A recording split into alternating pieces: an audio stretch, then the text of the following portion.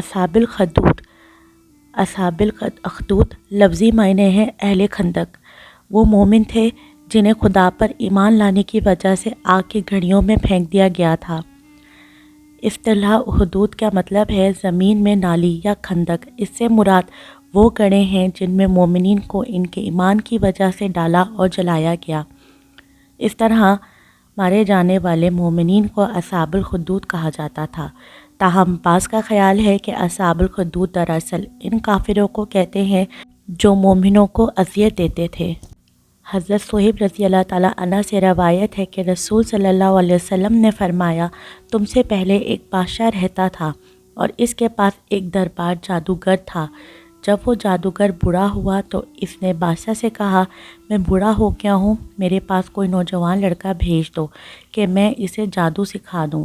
اس بادشاہ نے اس کے پاس ایک نوجوان کو بھیجا تاکہ وہ اسے جادو کی تربیت دے، اور جادوگر کے پاس جاتے ہوئے اس نوجوان نے وہاں ایک راہب کو بٹھا پایا۔ اس نوجوان نے اس کی راہب کی گفتگو سنی اور اس سے متاثر ہوا۔ اس کی عادت بن گئی کہ جادوگر کے پاس جاتے ہوئے وہ راہب سے ملا اور وہیں بیٹھا، اور وہ جادوگر مرحوم کے پاس پہنچا۔ اس جادوگر نے تاخیر کی وجہ سے اسے مارا۔ اس نے راہب سے اس کی شکایت کی اور اس نے اس سے کہا، جب تم جادوگر سے ڈرو تو کہنا میرے گھر والوں نے مجھے حراست میں لیا تھا، اور جب تم اپنے گھر والوں سے ڈرو تو کہو مجھے جادوگر نے روک لیا تھا۔ یوں ہوا کہ ایک بہت بڑا درندہ شکار آیا اور اس نے لوگوں کا راستہ روک دیا۔ اس نے کہا، مجھے آج معلوم ہو جائے گا کہ جادوگر افضل ہے یا راہب افضل ہے۔ اس نے ایک پتھر اٹھایا اور کہا، اے اللہ، اگر راہب کا معاملہ تجھے جادوگر کے معاملے سے زیادہ محبوب ہے تو اس جانوروں کو موت دے تاکہ لوگ آزادانہ طور پر چل پھر سکیں۔ اس نے پھر وہ پتھر اس کی طرف پھینکا اور اسے مار ڈالا، اور لوگ راستے پر چلنے پھرنے لگے۔ وہ نوجوان پھر اس راہب کے پاس آیا اور اسے اطلاع دی، اور راہب نے کہا، بیٹا، آج تم مجھ سے برتر ہو۔ آپ کا معاملہ اس مراحل پر پہنچ گیا ہے جہاں مجھے معلوم ہوا کہ آپ پر جلد ہی مقدمہ چلایا جائے گا، اور اگر آپ پر مقدمہ چلایا جائے گا تو میرا اشارہ مت دینا۔ وہ نوجوان اندھے اور جذام میں مبتلا افراد کا علاج کرنے لگا اور در حقیقت لوگوں کو ہر قسم کی بیماری سے شفا دینے لگا۔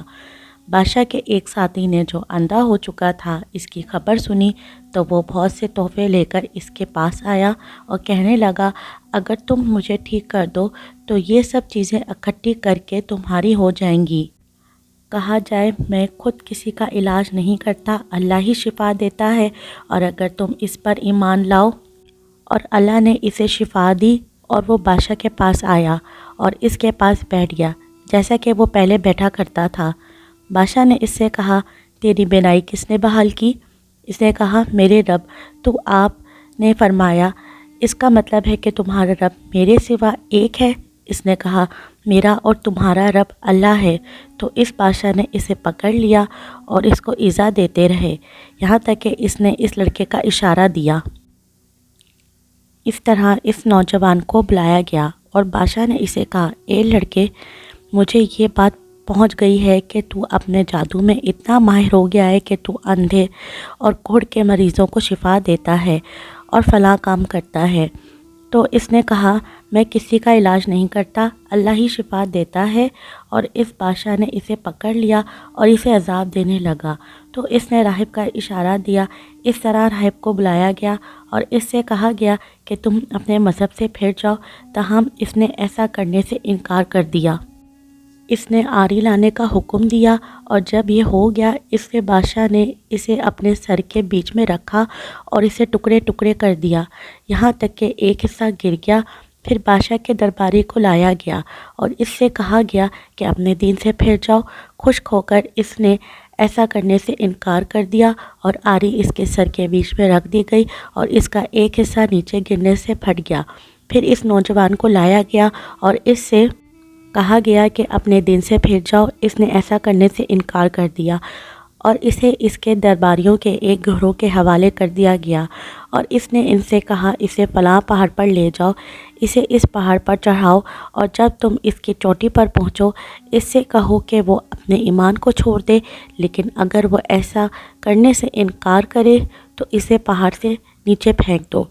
چنانچہ انہوں نے اسے پکڑ کر پہاڑ پر چڑھایا، اور اس نے کہا اے اللہ مجھے ان سے بچا لے جس طرح بھی تو چاہے، اور پہاڑ لرزنے لگا اور وہ سب گر پڑے، اور وہ شخص پیدل چلتا ہوا بادشاہ کے پاس آیا۔ بادشاہ نے اس سے کہا تیرے ساتھیوں کو کیا ہوا ہے؟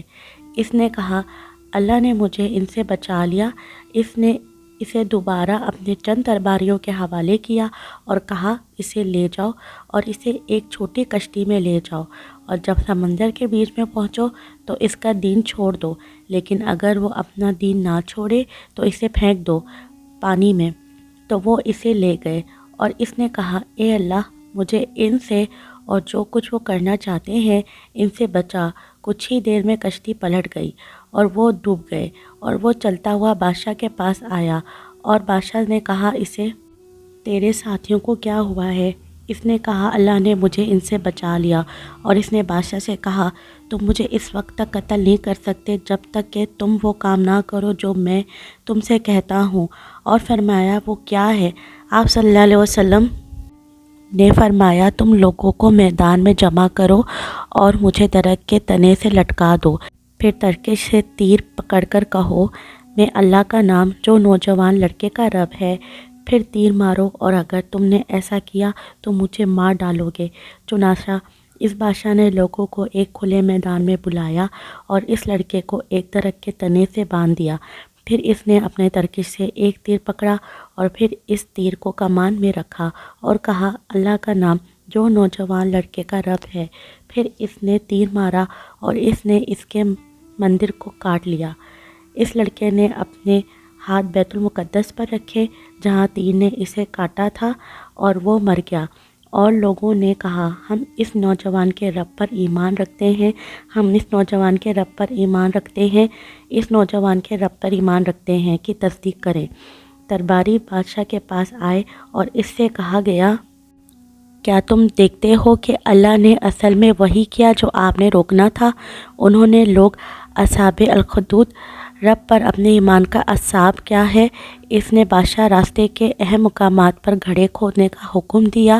جب یہ گھڑے کھودے گئے اور ان میں آگ جلائی گئی تو لوگوں سے کہا گیا جو اپنے لڑکے کے دین سے نہ پھرے گا اسے آگ میں ڈال دیا جائے گا، یا ان سے کہا جائے گا کہ میں کود جاؤں کہ لوگوں نے موت کے تواضع کی لیکن دین سے دستبردار نہ ہوئے، یہاں تک کہ ایک عورت اپنے بچے کو لے کر آئی اور اسے آگ میں کودنے میں ہچکچاہٹ محسوس ہوئی، اور بچے نے اس سے کہا اے ماں اس آزمائش کو برداشت کر کیونکہ یہ حق ہے۔ نبی پاک صلی اللہ علیہ وسلم فرماتے ہیں ایسے 4 بچے ہوئے جنہوں نے اسی عمر میں بات کی جس عمر میں بچے بات نہیں کرتے، ایک حضرت عیسیٰ علیہ السلام، دوسرا یوسف علیہ السلام کے واقعے کے اندر جس نے زلیخا کے خلاف گواہ دی تو وہ بچہ، تیسرا جریز کا طویل واقعہ ہے اس میں ایک بچے نے گواہی دی تھی وہ بچہ، چوتھا اور وہ بچہ اصحاب اخدود کا ننھا بچہ جس نے اپنی ماں کو حق پر ہونے کی گواہی دے کر اسے آگ میں کودنے کا کہا۔ اب غور کرتے ہیں کہ اس واقعے میں صبر کی کیا کیا نصیحتیں تھیں۔ نمبر 1، سب سے پہلی اس راہب کے صبر، اسے پتہ تھا کہ اگر میں حق کی دعوت دوں گا تو مجھ پر مصیبت آنے والی ہے، پھر بھی اس نے اپنے ایمان کو چھپایا نہیں اور بچے لڑکے کو حکمت تعلیم دی اور ایمان بتایا۔ نمبر 2، دوسرا اس وزیر کا ایمان دیکھیے اور اس کا صبر دیکھیے کہ اس نے اپنے وزارت کو بالائے طاق رکھ دیا، وزیر کے عہدے کو پیروں تلے کچل دیا لیکن اپنے ایمان سے پیچھے نہ ہٹا، چاہے مار دو یا قتل کر دو، اور وہ بھی قتل کر دیا گیا۔ نمبر 3، اس نوجوان بچے کا صبر دیکھیے کہ اللہ نے اسے حکمت دی تھی، ایک اس نے اپنی جان دے دی دین حق کی دعوت کے لیے اور خود ہی راہ حق پر قربان کر دیا۔ نمبر 4، اس پوری بستی والوں کی قربانی دیکھیے، بڑا چھوٹا، عورت مرد، ہر شخص نے ایمان کی خاطر قربان ہونا پسند کیا، لیکن اپنے ایمان کو نہ چھوڑا۔ اور پانچواں، آخر میں اس عورت کا معصوم بچے کی قربانی دیکھیے کہ اس ننھے بچے نے بھی ایمان کے لیے مرنا پسند کیا، لیکن کفر کی زندگی پسند نہیں کی۔ تو اس واقعے میں ہر فرد کے لیے عظیم سے عظیم نصیحت ہے، ہر پوزیشن کے لیے عبرتناک سبق تھا۔ لہٰذا مصیبتوں پر صبر کرنا اور اللہ کا شکر ادا کرتے ہوئے عافیت کی دعا کرنا سچے مومن کی صفت ہے۔ اللہ تعالی ہمیں کہنے سننے سے زیادہ عمل کی توفیق عطا فرمائے، آمین۔